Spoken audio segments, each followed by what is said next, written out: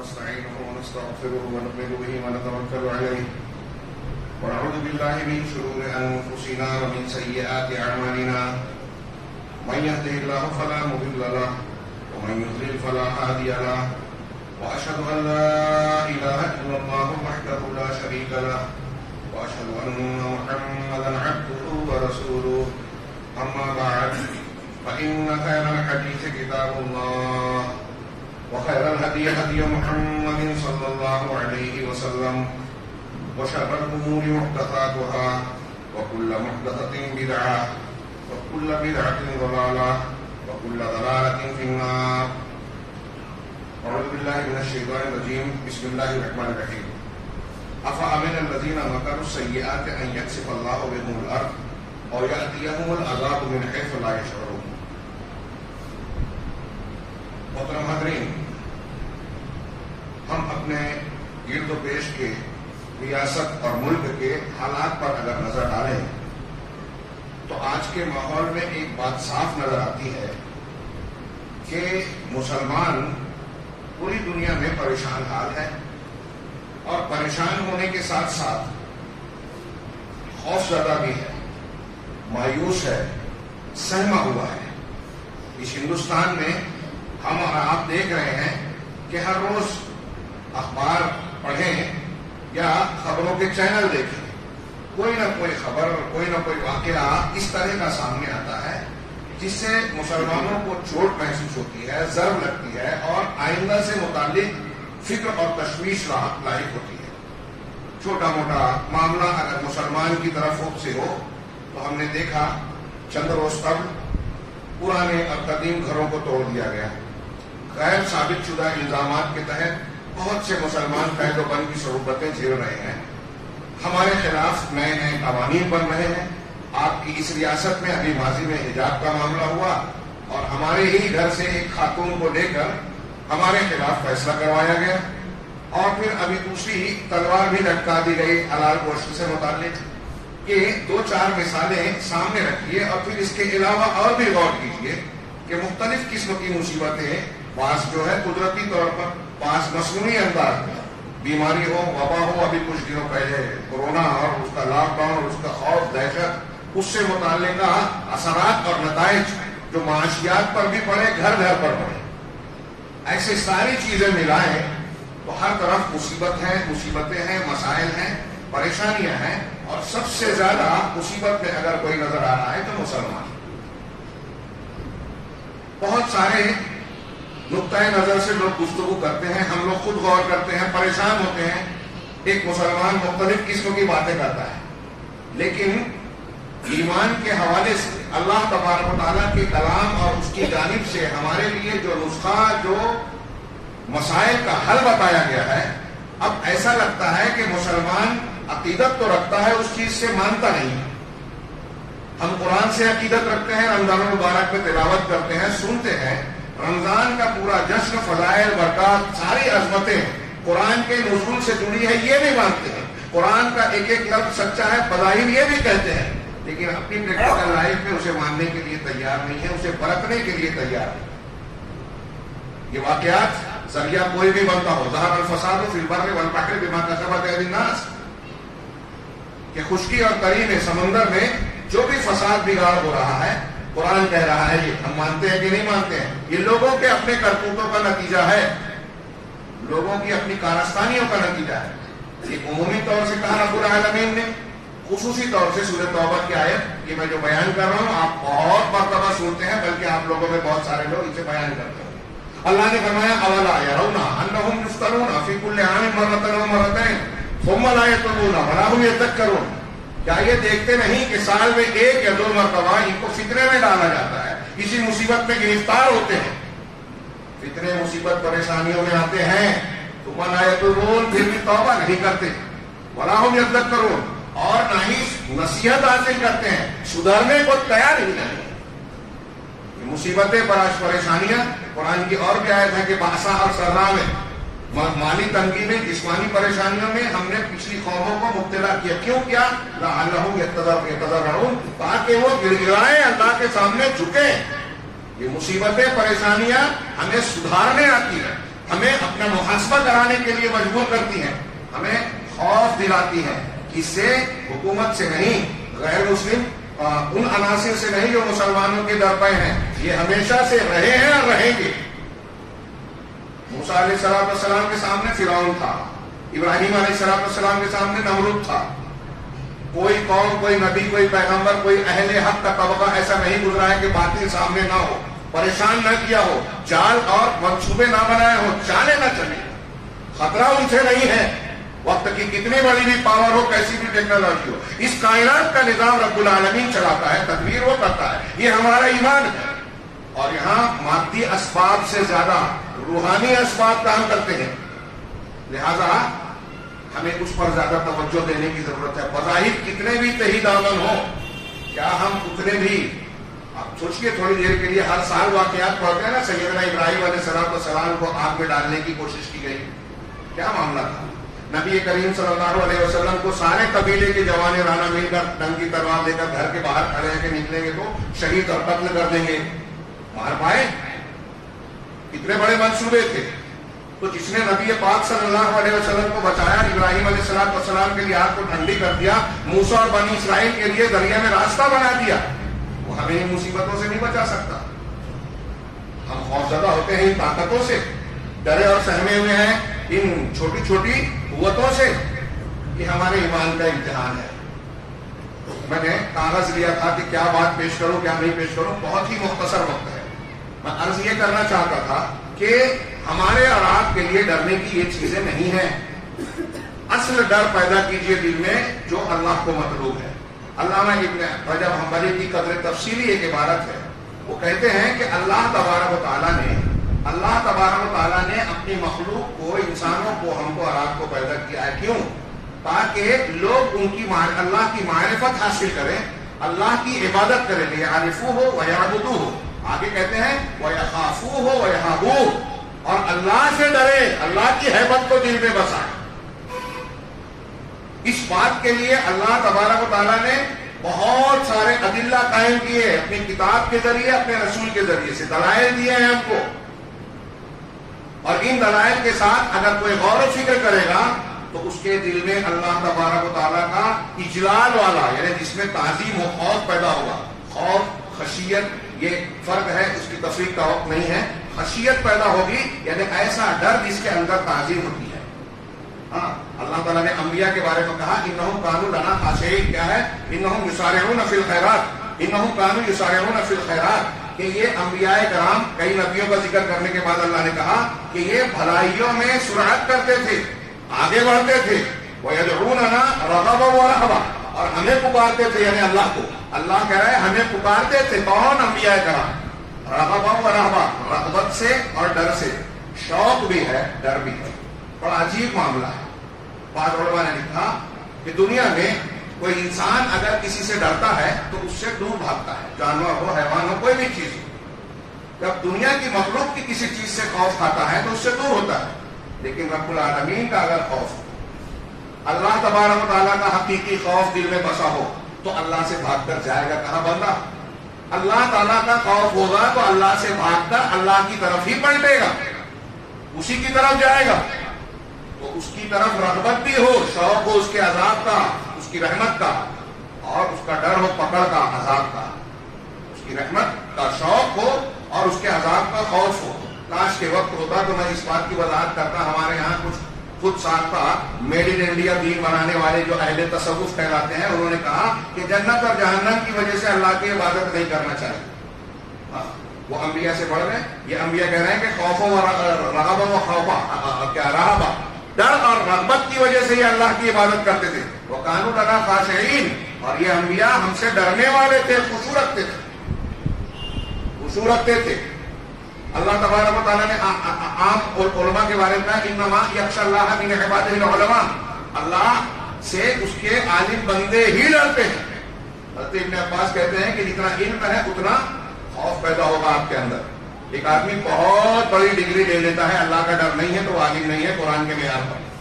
ایک آدمی کے پاس ڈگری نہیں ہے لیکن اللہ کا ڈر ہے، اس کی باتوں کو مانتا ہے، سنتا ہے، اس کے کلام کو سننے کے بعد اس کا دل اللہ کے ذکر کی طرف نن پڑ جائے، تقشعر منہ جلود الذین کیا ہے जुलूदुहुम व कुलूबुहुम इला ज़िक्रिल्लाह, जो कुरान ने सिफत बयान की कि अल्लाह के कलाम को सुनकर उनकी जिल्दें और चमड़ियां और उनके दिल जो है अल्लाह के जिक्र के लिए नरम पड़ जाते हैं। जो ऐसा है वो आलिम है, और जिसके अंदर ये जितनी सिफत है वो उतना आला मकाम का है। तो मैं ये 2-4 हवाले देकर आगे बढ़ता हूँ। इब्न रजब हम्बली आगे कहते हैं रहमहुल्लाह कि अल्लाह ने दलाइल कायम किए कि लोग उससे डरे, उसके इज्जत के साथ, इजलाल के साथ खौफ खाएं, और इसी मकसद के तहत अल्लाह ने अपने कलाम में जहन्नम का, उसकी हौलनाकियों का, उसके अजाब का बार बार जिक्र किया, बतकरार किया कि लोग उसके खौफ और दहशत को अपने दिल में बैठा रखे। वहां के खानों का जिक्र किया, जरी, बिस्लीम, जक्कूम, हमीम, सदीद, इंतहाई खौलता पानी, जहन्नमियों के जख्मों से निकला हुआ पीप का इंतहाई बदबूदार, इंतहाई खराब पानी, जक्कूम का दरख्त, इन्ना शजरत जक्कूम तामुल असीम, यकीनन जक्कूम का दरख्त ये एक गुनहगार का खाना होगा। हम तसव्वुर नहीं कर सकते। तफसीर में और रिवायतों में है कि जक्कूम का एक टुकड़ा अगर दुनिया में डाल दिया जाए तो यहाँ कोई चीज खाने पीने के लायक नहीं रहेगी। उसका क्या होगा जिसका यही खाना होगा। सदीद हमें वराए ही जहन्नम, सूरह इब्राहिम में अल्लाह ने कहा कि उसके सामने, मुजरिम के सामने, गुनहगार के सामने पीछे जहन्नम होगी। वयुस्क़ा मिन माइन सदीद, उसे सदीद पीप का, इंतहाई खौलता पानी, पीप मिला हुआ जख्म का पानी पिलाया जाएगा। रिवायत में है कि अगर वो अपने मुंह से लगाएगा तो होंठ कट जाएगा, अगर घूंट बना के पेट में डाल लेगा तो पेट के अंदर की चीजें कट कर पकाने के रास्ते से बाहर निकल जाएगी, मरेगा नहीं। आगे अल्लाह ने कहा यतजर्रअहु, उसे घूंट घूंट बनाएगा, वमा कादा युस्रिकुहु, और उसे वो पी नहीं पाएगा, आसूदा नहीं हो पाएगा। वयअतीहिल मौत मिन कुल्लि मकान, हर तरफ से उसे मौत आएगी, वमा हुवा बिमैय्यित, लेकिन वो मर नहीं पाएगा, मरेगा नहीं। हर तरफ से आएगी की तशरीह अहले इल्म ने की कि उसके पोर पोर से आएगी, जिस्म के एक एक हिस्से से आएगी, और जो हमारे जिस्म पर बाल होते हैं, एक सुराख और मसाम, हर जगह से मौत आएगी, मरेगा नहीं। मौत को पुकारेगा, वहुम यस्तरिखून फीहा, वो उस पर चीखेंगे, चिल्लाएंगे, रब्बना अखरिजना नअमल सालिहन गैरल्लज़ी कुन्ना नअमल, कि परवरदिगार इस जहन्नम से हमें निकाल दे, हम उस अमल के अलावा दूसरा अमल करेंगे जो दुनिया में करते थे, हम अच्छा काम करेंगे। अल्लाह ताला की तरफ से कहा जाता है ऐसा हरगिज नहीं होगा। अलम नुअम्मिरकुम मा यतज़क्करु फीहि मन तज़क्कर, क्या हमने तुमको दुनिया में इतना मौका नहीं दिया था, इतनी उम्र नहीं दी थी जिसमें नसीहत हासिल करने वाला नसीहत हासिल कर सकता था, सुधरने वाला सुधर सकता था। वजाअकुमुन नज़ीर, और तुम्हारे पास डराने वाले आ भी गए, डराने वाले आए थे, समझाने वाले आए थे, कुरान आया, नबी आए, उसके उनके नुमाइंदे उलमाए कराम आए, हम सब जानते हैं। अभी मैं तकरीर कर रहा हूं तो बहुत सारे लोग ये कहेंगे ये तो हमें मालूम था, ये तो हमें मालूम था, हमें मालूम नहीं है। हम जहन्नम को नहीं मानते, जन्नत को नहीं मानते। मानना जैसा मानना होता है, अगर वैसा मानना है जैसे सहाबाए कराम मानते थे। सहाबाए कराम ने जब इसको माना तो कैसे माना, और हम कैसे मानते हैं। उमर फारूक के बारे में क्या ख्याल है रज़ी अल्लाह तआला अन्हु, कदम कदम पर जन्नत की बशारतें, खलीफा सानी, क्या क्या मकाम है उनका, जिस गति से चले जाए शैतान रास्ता बदल दे। सही हदीसों में है, मौका नहीं है तफसील का, बहुत ही मुख्तसर वक्त है। कुछ हुआ उमर फारूक, उनकी और हज़रत अबू मूसा अशअरी की बात क्या हुई। हज़रत अब्दुल्लाह इब्न उमर जो हज़रत उमर के बेटे हैं और जो अबू मूसा अशअरी के बेटे हैं, उन दोनों में बातचीत हुई है, बुखारी में लंबी रिवायत है। हासिल उसका ये है कि उमर फारूक ने अबू मूसा अशअरी से कहा कि क्या तुम इस बात पर खुश हो, राजी हो कि हमने अल्लाह के रसूल के साथ जो है ईमान लाया, हिजरत की, तो जिहाद किया और बहुत सारी नेकियां की, तो अल्लाह ताला उससे तो खुश होगा। लेकिन आपकी वफात के बाद हमने ऐसे ऐसे ऐसे काम किए, तो क्या उसके बारे में तुम ये सोचते हो कि अल्लाह ताला उसका बदला देगा या हमको बराबर सराबर छोड़ देगा। अबू मूसा अशअरी कहते हैं कि यकीनन हमने आपके बाद बहुत सारे नेकियां की हैं, अल्लाह के रास्ते में कुर्बानियां दी, जिहाद किया, हमारे जरिए से बहुत सारे लोग मुसलमान हुए, तो मैं इससे अल्लाह की जात से उम्मीद रखता हूँ। उमर फारूक कहते हैं कि तुम ऐसा कहते हो, लेकिन अल्लाह की कसम, उस जात की कसम जिसके कब्जे में मेरी जान है, मैं तो ये पसंद करता हूँ कि अल्लाह के रसूल के बाद अगर हमने जो भी कुछ किया, अल्लाह ताला उसकी नेकी और उसका बदला दे ना दे, मुझे यूं ही छोड़ दे, बराबर बराबर छोड़ दे, मैं खुश रहूंगा। यानी नेकियां ना मिले مجھ کو عذاب نہ پکڑے، اللہ تعالیٰ پکڑے نہیں، عذاب نہ دے۔ ایسے ہی کہہ رہے ہیں قرآن میں جو بار بار ذکر کیا، جو علامہ ابن رجب حنبلی کہہ رہے ہیں، آگے انہوں نے کہا کہ بار بار ذکر کیا جہنم کی ہولناکیوں کا، کیوں کیا؟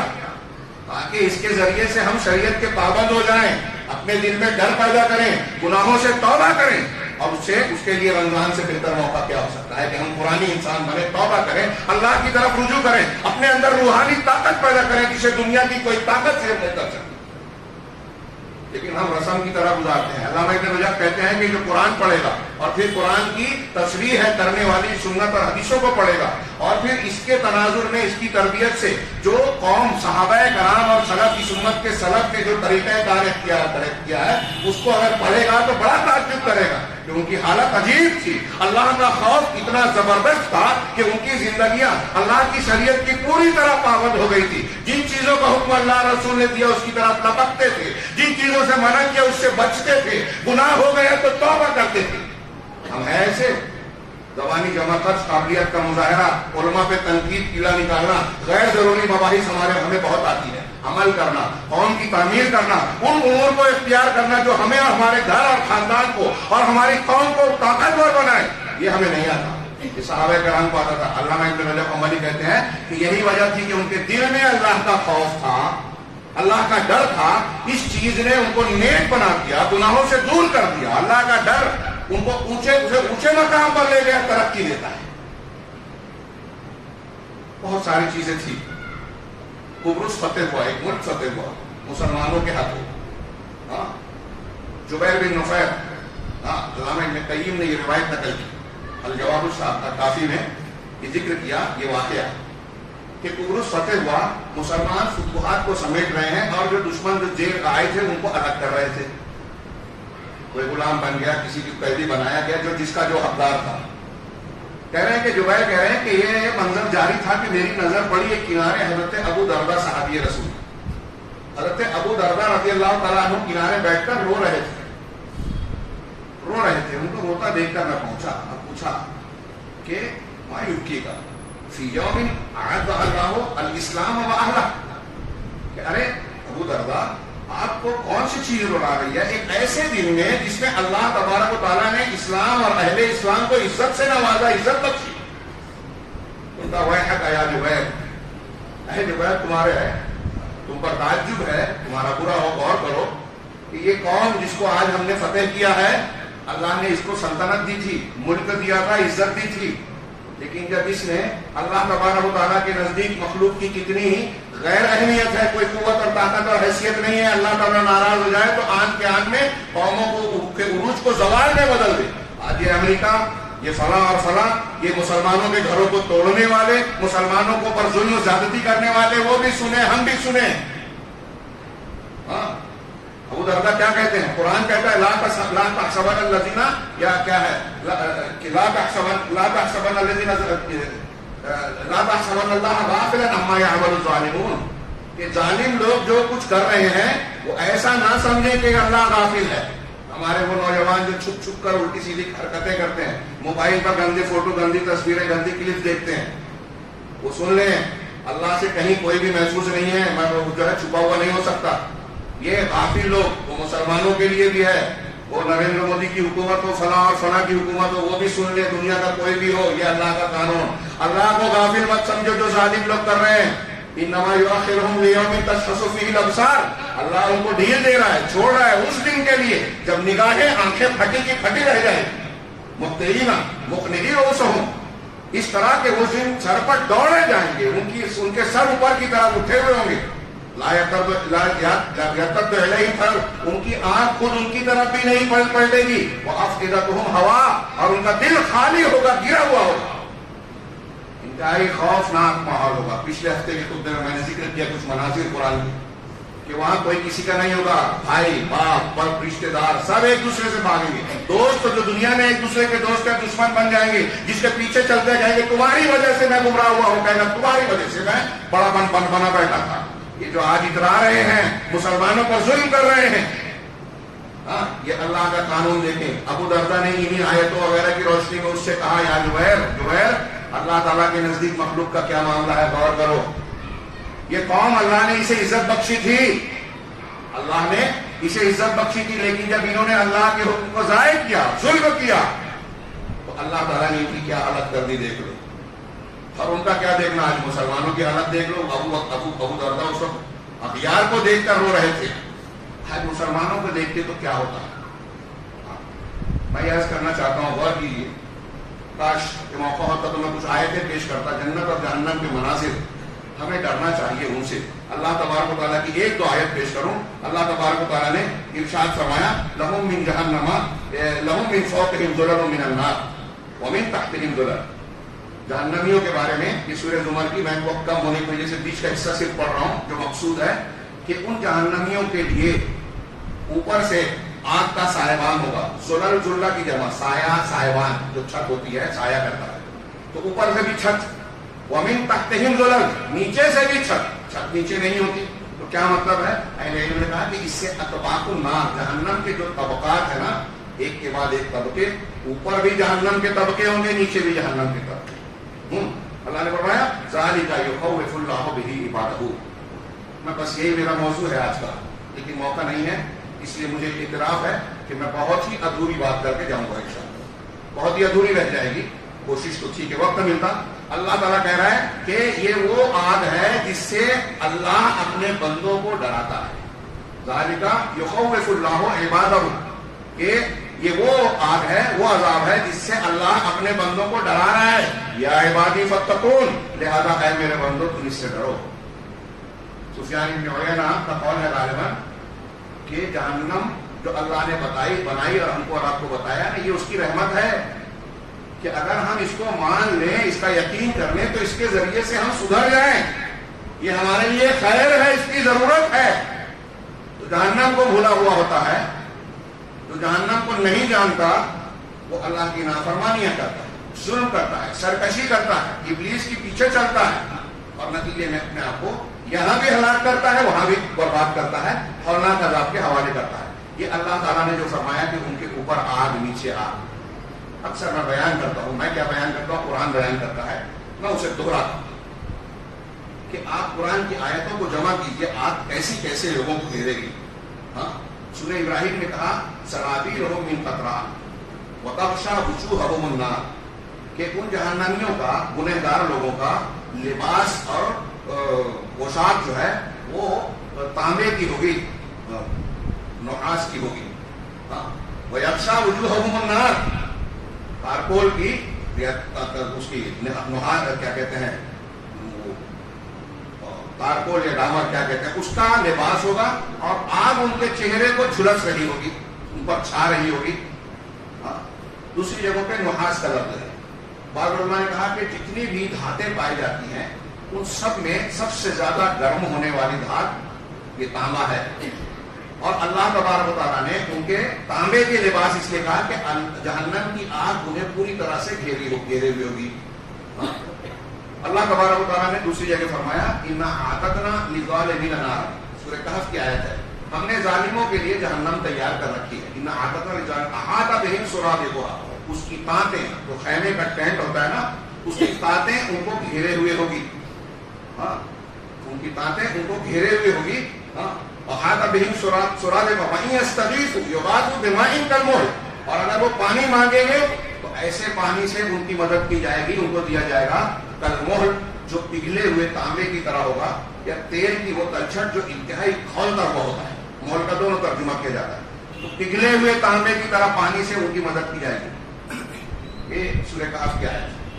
قطعت لہم، سورہ حج میں کہا قطعت لہم ثیاب من نار، ان کے لیے آگ کے کپڑے کاٹے جائیں گے۔ کچھ لوگوں نے کہا کہ یہ آگ کا کپڑا وہی نحاس، اور اس کے ذریعے سے ان کے اوپر پہنایا جائے گا، کچھ کہتے ہیں کہ نہیں، آگ کے ٹکڑے ان کے اوپر ڈالے جائیں گے۔ ہاں، قطعت لہم ثیاب من نار وَيُصَبُّ مِن فَوْقِ رُؤُوسِهِمُ الْحَمِيمُ، اور ان کے سر کے اوپر سے انتہائی کھولتا ہوا پانی ڈالا جائے، اور ان کے لیے اس میں آگ کے جہنم میں ہتھوڑے ہوں گے، جب بھی اس سے کسی غم سے نکلنے کی کوشش کریں گے۔ معاف کیجیے، اس سے پہلے اللہ نے فرمایا کہ یُسْحَرُ بِهِ مَا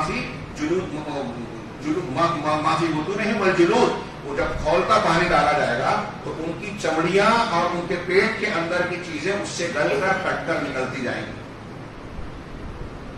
تصور کیجئے تھوڑی دیر کے لیے اپنے لیے کیا ایسی بھیانک آگ اور عذاب ہم جھیل پائیں گے؟ اس کے لیے تیار ہیں؟ گوارا ہے؟ ہمارے بچے جن کا ہاتھ ٹوٹنا اگر مائیں بہنیں سن رہی ہیں تو وہ بطور خاص غور کریں، ہم بھی غور کریں کہ بچوں کا، بیٹوں کا، جن کو چھوٹی سی چوٹ لگ جانا ہم کو دکھ دے دیتی ہے، ناقابل برداشت بات میں معلوم ہوتی ہے، کیا اتنی بھیانک آگ اور عذاب ہم کو گوارا ہے؟ موقع نہیں ہے. میں کچھ اور بھی یہاں میں عرض کرنا چاہتا تھا کہ جہنم کی آگ جہنمیوں کے دل میں بھی گھسے گی، کپڑے کی طرح بھی ہوگی، اوپر سے بھی جلائے گی، کمرے کی طرح بھی گھیرے ہوئے ہوگی، اور ان کو کہیں کہیں بالکل سختی سے کون دیا جائے گا، یعنی تنگی میں ڈال دیا جائے گا. یہ سب مضامین قرآن میں مختلف مقامات پر ہیں، اس کے پیش کرنے کا موقع نہیں ہے. میں یہ عرض کرنا چاہتا ہوں کہ اس کا نتیجہ کیا ہے اور کیا ہونا چاہیے. احادیث میں اس کی جو بھیانک صفات بیان کی گئی ہے وہ الگ ہے. اللہ تبارک و تعالیٰ نے کہا کہ اس جہنم سے کوئی غائب نہیں ہو سکے گا، وہاں سے کوئی فرار نہیں اختیار کرے گا، بھاگ نہیں پائے گا. موت کو پکاریں گے، موت نہیں آئے گی، جو ابھی سورہ فاتر کی آیت پڑھی اور دوسرے کئی مقامات پر یہ کہا ہے کہ موت کو پکاریں گے، موت آئے گی نہیں. اللہ جہنمی کہیں گے فرشتے سے، مالک جہنم سے جو وہاں کا داروغہ ہے کہ یا مالک کو لیقضی علینا ربک، اے مالک اپنے پروردگار سے کہو کہ ہمیں ختم کر دے. وہ کہے گا ایسا نہیں ہو سکتا، تم کو یہیں ٹھہرنا اور رہنا. موت نہیں آئے گی، عذاب گھٹے گا نہیں. ایسا نہیں ہے کہ دنیا میں مشکل آتے آتے آدمی کو چھیلنے کی عادت پڑ جاتی ہے تو وہاں بھی عادت لگ جائے گی، قبول کر لیں گے. نہیں، فذوقوا فلن نزیدکم الا عذابا. حضرت عبداللہ بن عمرو کہتے ہیں کہ میں نے جہنم کی شدت کے تعلق سے اس سے زیادہ سخت آیت قرآن میں نہیں پڑھی کہ اللہ یہ کہہ رہا ہے کہ تم اس عذاب کا مزہ چکھو، ہم تمہارے عذاب میں ہی زیادتی کریں گے. یعنی دن گزرنے کے ساتھ عذاب گھٹے گا نہیں بلکہ اور بڑھے گا. اللہ اکبر. اللہ ہمیں اور آپ کو اس سے محفوظ رکھے. لیکن اس کا ڈر ہمارے اندر جب پیدا ہوگا تو کیا اوصاف پیدا ہوں گے.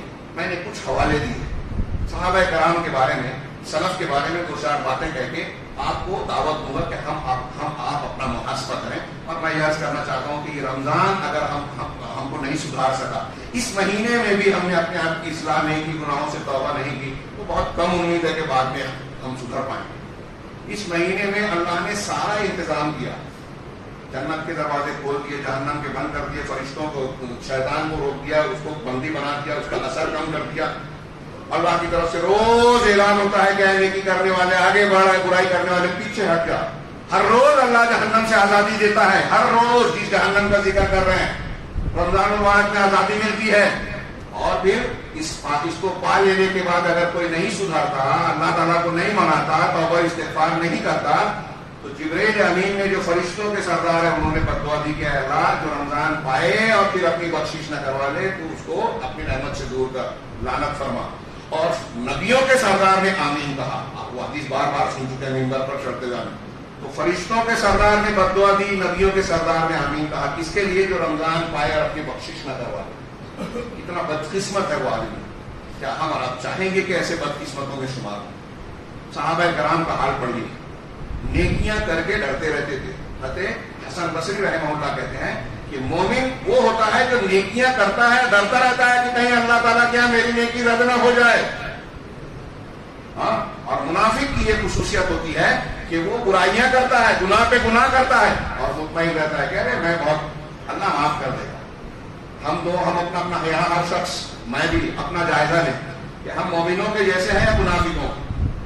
تھوڑی نیکی کرتے ہیں اور بہت بڑے بڑے خواب دیکھ کے رکھتے ہیں، امید رکھتے ہیں ہم تو مسلمان ہیں، ہم تو اہل حدیث ہیں، ہم تو صحیح عقیدے کے لوگ ہیں، اور اسی خوش فہمی میں ہم بہت سارے گناہ کر رہے ہیں. وہ کام کرتے ہی نہیں جو کرنا ہے. وہ کام جو جنت میں لے جانے والا ہے، جہنم سے بچانے والا ہے، کرتے ہی نہیں ہیں. ہمارے اندر اختلاف ہو گیا تو اتنے سمجھدار ہیں کہ اتحاد کی ساری راہیں ہم بند کر دیتے ہیں. کسی سے رشتہ کاٹ دیا تو جوڑتے نہیں ہیں. ایک آدمی حرام کھانے لگا ہے تو کتنا بھی رمضان آ جائے وہ حرام سے توبہ کرنے کو تیار نہیں ہے. اس کے پاس تعویل ہے، مولویوں کے فتوے ہیں، جو راستے ہیں، ارے نہیں ایسا ہے اللہ کیا بچ جائیں گے، کوئی بات نہیں، معاف نہیں کرے گا کیا. یہ کچھ فہمی میں نہ رہے. اگر اللہ تعالیٰ کی نافرمانی کوئی آدمی کرتا رہتا ہے تو چھوٹے گناہ سے اس کا عذاب ایک یہ ہوتا ہے کہ بڑے گناہ میں اللہ ڈالتا ہے. فَلْيَحْذَرِ الَّذِينَ يُخَالِفُونَ عَنْ أَمْرِهِ أَن تُصِيبَهُمْ فِتْنَةٌ. کاش وقت ہوتا میں صرف اتنا کہوں کہ چھوٹے گناہ کرتے کرتے آدمی شرک اور کفر تک چلا جاتا ہے، احساس نہیں ہوتا. تو کسی بھی گناہ کو چھوٹا سمجھ کے جری نہ بن جائیے. عمر فاروق، صحابہ کرام، ایک دو بات نقل کروں. امام بخاری نے عبداللہ بن ابی ملیح بن ابی ملیحہ، بہت بڑے تابعی ہیں، ان کا قول نقل کیا. وہ کہتے ہیں ادرکت 30 من اصحاب رسول اللہ صلی اللہ علیہ وسلم، میں نے اللہ کے رسول صلی اللہ علیہ وسلم کے صحابہ میں سے 30 صحابہ سے ملاقات کی، ان کو پایا. کلہم یخاف علی نفسہ النفاق، ان میں سے ہر کوئی اپنے آپ پر نفاق کا ڈر رکھتا تھا. ڈرتے تھے کہ میں منافق تو نہیں ہوں. ابھی عمر فاروق کا تذکرہ ہوا نا، ان کے کتنے واقعات ہیں. ایک مرتبہ نماز جنازہ پڑھنے کے لیے کھڑے ہوئے، ابھی جماعت کھڑے ہونے سے پہلے پیچھے پلٹے تو دیکھے کہ حضرت حذیفہ بغیر نماز پڑھے ہوئے واپس جا رہے ہیں.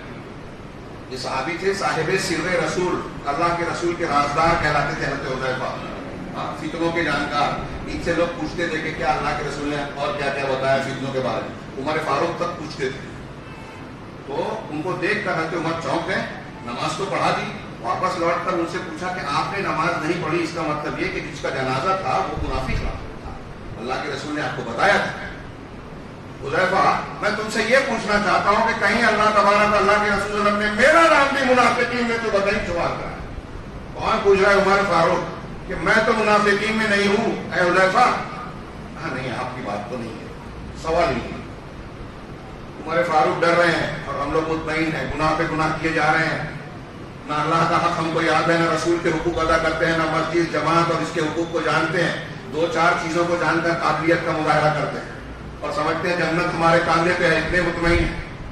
وہ رویا کرتے تھے. عمرو بن عاص صحابی رسول ہیں، صحیح مسلم کتاب الایمان میں اٹھائیے، لمبا واقعہ. ابن شماسہ ماہری اور ان کے ساتھی ان سے ملنے گئے، عیادت کرنے گئے. آخری وقت ہے، کہا ہم لوگ کھڑے ہوئے تھے، ان کے بیٹے بھی ساتھ میں تھے. ہم نے دیکھا کہ انہوں نے دیوار کی طرف منہ کر لیا اور رونے لگے، ہچکیوں کی آواز آئی. یہ صورتحال دیکھ کر ان کا بیٹا نہ رہا جا سکا اس سے. اس نے تسلی دی کہ ابا جان کیوں روتے ہو؟ کیا آپ اللہ کے رسول صلی اللہ علیہ وسلم کے ساتھ ہی نہیں تھے؟ اللہ کے رسول صلی اللہ علیہ وسلم نے کے ساتھ آپ نے نیکیاں نہیں کی اور آپ کو بشارتیں نہیں ملی؟ آپ کو اللہ کے رسول نے ایسی ایسی بشارت دی. میں اپنے الفاظ میں روایت کو بیان کر رہا ہوں، وقت نہیں ہے. تو انہوں نے منہ پھیر کر کہا کہ مجھ پر 3 دور آئے. ایک دور وہ تھا جب جاہلیت میں تھا، اس وقت میرے نزدیک یہ رجحان تھا، میرے نزدیک سب سے زیادہ قابل نفرت شخصیت محمد رسول اللہ صلی اللہ علیہ وسلم کی تھی اور میں یہ چاہتا تھا کہ آپ کو پاؤں تو قتل کر دوں. اگر اس حالت میں میری موت ہو جاتی تو یہ بات طے تھی کہ میں جہنم میں جاتا. پھر اللہ تبارک و تعالیٰ نے مجھ پر فضل اور احسان کیا، مجھے ایمان کی توفیق ملی. میں رسول اللہ صلی اللہ علیہ وسلم کے ہاتھ پر بیعت کرتا ہوں، ایمان لاتا ہوں. اس وقت میری حالت یہ تھی کہ دنیا میں سب سے زیادہ محبوب شخصیت رسول کی تھی، ان کے لیے سب کچھ قربان کرنے کے لیے تیار. پھر آپ کی وفات ہو گئی. اب آپ کے بعد ہم لوگوں نے جو کیا وہ کیا. بعد میں کتنے سیاسی جھگڑے اور کیا کیا معاملات ہوئے. عمرو بن عاص معاویہ کے ساتھ تھے. تو کہا کہ ہم سے جو کچھ ہوا. اب میں سوچتا ہوں کہ یہ جو بات کے میرے معاملات، میں نہیں جانتا کہ میرے ساتھ کیا ہوگا. اللہ رب العالمین بھی مجھے کیا کرے گا. جب اللہ کے رسول کے ساتھ تھا اس وقت میں مرتا تو مجھے امید تھی کہ مجھے معاف کر کے اللہ جنت میں ڈالتا، لیکن اب مجھے خوف ہے کہ میرے ساتھ اللہ تعالیٰ کا کیا معاملہ ہوگا. میں نہیں جان سکتا، نہیں کہہ سکتا. حنظلہ اسدی آخری روایت پیش کروں، وقت ہو چکا ہے، بہت کچھ باقی ہے موضوع سے متعلق، لیکن مجبور ہوں. ایک واقعہ حضرت حنظلہ اسدی، یہ بھی بخاری مسلم کی روایتوں میں سے ہے، یہ دونوں میں سے ایک میں ہے. وہ کہتے ہیں کہ میں حضرت ابوبکر صدیق ان کے پاس آئے، پوچھا کیا حال ہے؟ تو انہوں نے کہا نافق حنظلہ کا منافق ہو گیا. ابوبکر صدیق نے کہا کہ ایسا کیوں کہتے ہو؟ صحابی ہیں، پکے مسلمان ہیں، اپنے آپ کو کہہ رہے ہیں کہ میں تو منافق ہو گیا. ہم لوگ اس طرح جائزہ لیتے ہیں کیا؟ تو ابوبکر صدیق کہتے ہیں کہ اس طرح کیوں کہہ رہے؟ کہا صدیق اکبر کہ معاملہ یہ ہوتا ہے کہ جب ہم اللہ کے رسول صلی اللہ علیہ وسلم کی مجلس میں ہوتے ہیں، جنت و جہنم کا تذکرہ کرتے ہیں، اس وقت ہمارے دل کی کیفیت کچھ الگ ہوتی ہے. لیکن جب ہم اپنے گھر بار کاروبار میں مشغول ہو جاتے ہیں تو ہماری کیفیت بالکل تبدیل ہو جاتی ہے۔ اب صحابی رسول کے سوچنے کا انداز دیکھیے، وہ کیا کہہ رہے ہیں کہ ہم یہاں ہیں تو الگ کیفیت، وہاں ہیں تو الگ کیفیت، یہی تو منافقت ہے کہ یہاں الگ وہاں الگ، اندر کچھ باہر کچھ، یہ نفاق ہے۔ ظاہر میں باطن کے خلاف ہو، اندر کفر ہے، ظاہر میں اسلام ہو، اس کو منافقت کہا گیا، نفاق اکبر، اور عمل میں ہو تو نفاق عملی۔ بہرحال انہوں نے کہا کہ یہاں ہماری حالت کچھ ہوتی ہے، وہاں ہماری حالت کچھ ہوتی ہے، تو ان کو لگا کہ یہ بھی نفاق ہے۔ تو ابوبکر صدیق رضی اللہ تعالیٰ عنہ صدیق اکبر ہیں، نبی کے بعد امت کے سب سے زیادہ اعلیٰ درجے کی شخصیت، وہ کہتے ہیں کہ ایسی کیفیت تو میری بھی ہوتی ہے، تو اگر ایسا نفاق ہے تو چلو اللہ کے رسول اللہ پر بتائیں۔ پہنچے، بتایا، سلام علیکم کے بعد تو اللہ کے نبی صلی اللہ علیہ وسلم نے پوچھا کہ کیوں کہہ رہے ہو؟ کہا ایسی بات ہے کہ آپ کے پاس کچھ اور حالت ہوتی ہے، جب اللہ کا ذکر، جنت جہنم کا ذکر ہوتا ہے الگ کیفیت ہوتی ہے، گھر میں الگ، کاروبار میں الگ۔ تو اللہ کے نبی صلی اللہ علیہ وسلم نے کہا کہ اگر تم اس حالت میں جیسے میری مجلس میں ہوتے ہو وہی کیفیت تم پر رہ جائے بازاروں میں، گھروں پہ، لصافحتکم الملائکہ فی اسواقکم وعلی فرشکم، اور کما ورد فی الحدیث، اگر ایسی ہی حالت جیسے میرے پاس رہتی ہو ویسے ہی نیک دل، صاف ستھرے، اللہ سے ڈرنے والے ہر وقت تم رہو گے تو فرشتے راستوں میں، بازاروں میں اور تمہارے بستروں پر تم سے مصافحہ کریں گے۔ ولیکن ساعۃ و مساعۃ یا حنظلہ، لیکن اے حنظلہ الگ الگ وقت میں الگ الگ کیفیات ہوتی ہیں۔ میرے بھائیوں، دینی ماؤں اور بہنوں، غور کریں، میں نے کئی باتیں بیان کی، شاید آپ کو ادھورا پڑ لگے، لیکن یہ چیزیں ایک دوسرے سے مربوط ہیں۔ جو آج کے حالات ہیں، پہلا ایک پہلو وہ ہے، ان حالات کا تجزیہ کرتے ہوئے جہاں ہم یہ دیکھتے ہیں کہ مسلمان کمزور ہیں، ان کی طاقت ہے محکموں میں، پولیس میں، حکومت میں، اسباب و وسائل میں ان کے پاس ایسا ہے، امریکہ کے پاس اتنی طاقت ہے، فلاں کے پاس اتنی ٹیکنالوجی ہے، اور مسلمان اس کو جب پڑھتا ہے، دیکھتا ہے تفصیل تو گھبرا جاتا ہے۔ ان سے ڈرنے کی ضرورت ہے۔ کائنات کا نظام اللہ چلا رہا ہے، یہ بنیاد بنائی ہے، اور اس کائنات میں ایک پتا بھی اللہ کی مشیت اور مرضی کے بغیر نہیں ہلتا۔ اس لیے مادی اسباب سے زیادہ روحانی اسباب پر بھروسہ کیجیے۔ ایک رمضان کے روزے ہمیں متقی بنانے آئے نا، اللہ تعالیٰ نے کہا وَمَن يَتَّقِ اللَّهَ يَجْعَل لَّهُ مَخْرَجًا، جو اللہ کا تقوی اختیار کرے گا اللہ اس کے لیے ہر تنگی مصیبت سے نکلنے کا راستہ بنا دے گا۔ وَيَرْزُقْهُ مِنْ حَيْثُ لَا يَحْتَسِبُ، اور ایسے راستے سے روزی دے گا جہاں سے وہ گمان نہیں کر سکتا۔ تقوی ہوگا تو اللہ روزی دے گا۔ ہم کو سمجھ میں نہیں آتا، کہ تقوی کا تعلق روزی سے کیسے ہے۔ فاطمہ رضی اللہ تعالیٰ عنہ نے کہا کہ غلام دے دو، میرے ہاتھ میں چھالے پڑ گئے۔ اللہ کے رسول رات میں پہنچ کے کہتے ہیں کہ جب بستر کرو تو 33 مرتبہ سبحان اللہ، 33 مرتبہ الحمدللہ، 34 مرتبہ اللہ اکبر کہو۔ میں نے کئی جگہ تقریروں میں کہا کہ ہماری ماؤں بہنوں سے جا کے پوچھا، اگر وہ کہیں گے کہ مجھ کو واشنگ مشین لا دو، اور آپ پوچھیں بولیں کہ سبحان اللہ الحمدللہ اللہ اکبر پڑھو، تو کیا بولے گی؟ کیا بولے گی؟ لیکن اللہ کے رسول نے اپنی دختر کو یہ کہا، کیوں کہا؟ یہ روحانی اسباب پر غور کیجیے۔ میں نے ایک آیت پیش کی، ایسی 20 آیتیں پیش کی جا سکتی ہیں کہ اللہ تعالیٰ رسول اللہ علیہ وسلم نے یہ وعدہ کیا کہ اگر ہم متقی پرہیزگار بن جائیں تو اللہ تعالیٰ آسمان سے بھی روزی دے گا، زمین سے بھی دے گا، کشادگی دے گا، گناہ معاف کرے گا، مال اولاد میں برکت دے گا، دشمنوں کی چالوں کو بیکار بنا دے گا۔ ان تصویروں وتتقوا لا یضرکم کیدہم شیئا، سورہ حج میں اللہ نے فرمایا کہ اگر تم صبر کرنے لگو، تقوی اختیار کر لو، تو دشمنوں کی چالیں اور منصوبے تم کو کوئی نقصان نہیں پہنچائے۔ میں عرض کر رہا تھا، حاصل بتا رہا ہوں کہ ہمیں ڈرنا چاہیے اپنے گناہ سے، کسی امریکہ سے نہیں، کسی سنگ سے نہیں، کسی بھی پریوار سے نہیں۔ ڈرنا ہے تو اپنے آپ کو اپنے گناہ سے ڈرو، اور اس ڈر کو پیدا کرنے کے لیے اللہ تبارک و تعالیٰ کو پہچانیے، اس کی عظمتوں کی بڑائی کو جانیے۔ اللہ کو پہچانیں گے تو اللہ کا ڈر پیدا ہوگا۔ اللہ تبارک و تعالیٰ کے عذاب کو پڑھیے قرآن میں بے مزاج کے لیے، اور یوں ہی ایسے ہی نہیں ذکر کیا ہے، بار بار جہنم کی منظر کشی کی ہے، جس میں سے بہت کم چیزوں کو میں نے پیش کیا، اور آپ جانتے ہیں بہت کچھ۔ اس کو ہمیشہ تازہ رکھیے اپنے گھر میں، عورتوں کو، بچوں کو ان مضامین کو دوہرا کر روز پڑھائیے۔ یہ جتنا دوہرایا جائے اتنا اچھا ہے، اس کو کبھی نہ بھولیں۔ تو اگر ہم نے یہ کیا، اپنے دل میں اللہ کا، جہنم کا، اللہ کی پکڑ کا خوف بٹھا لیا، تو اللہ کا خوف ہمیں اللہ کا فرما بردار بنائے گا، گناہوں سے بچنے والا بنائے گا، ہمارے نفس کے تزکیہ کرے گا۔ اللہ کا خوف عبادت کی روح ہے، خوف صرف عبادت کی روح ہے، اور یہ رمضان کے روزے ہمارے درمیان، ہمارے دل میں تقوی اور اللہ کا خوف پیدا کرنے آیا ہے۔ اگر یہ خوف پیدا ہو گیا تو ہم اچھے ایمان والے، اچھے مسلمان بن جائیں گے، اور ایمان والے اگر ہم بن گئے تو میرا یقین ہے اس لیے کہ اللہ کا فرمان ہے، رسول کا فرمان ہے، ایک تو نہیں 20 سینکڑوں کہ اللہ تبارک و تعالیٰ تمہاری حفاظت کرے گا، اپنی رحمت میں پناہ دے گا. دنیا کی کوئی طاقت تمہارا کچھ بگاڑ نہیں سکے گی. تمہارا ہر مسئلہ حل ہوگا، دنیا کے مسائل بھی حل ہوں گے اور آخرت کے بھی. اور اگر اللہ ناراض ہو گیا تو نہ یہاں ٹھکانا ہے نہ وہاں. اللہ تعالیٰ ہمیں اس دنیا اور آخرت کی کامیابی کے راستے پر چلنے کی توفیق عطا فرمائے. اپنا ڈر اور ایمان جیسا ہمارے لیے فائدے مند ہے ویسا ہمارے دلوں میں اللہ تعالیٰ پیدا فرمائے. اس رمضان المبارک کی برکتوں فضیلتوں کے ساتھ رب العالمین ہمیں ان خوش نصیب لوگوں میں شامل فرمائے جن کو اللہ تعالیٰ جہنم اور جہنم کے عذاب سے خلاصی دیتا ہے. ربنا اصرف عنا عذاب جہنم انہ کان غراما. بارک اللہ لنا ولکم فی القرآن المجید ونفعنا وإیاکم بآیات الذکر الحکیم انہ تعالی جواد کریم ملک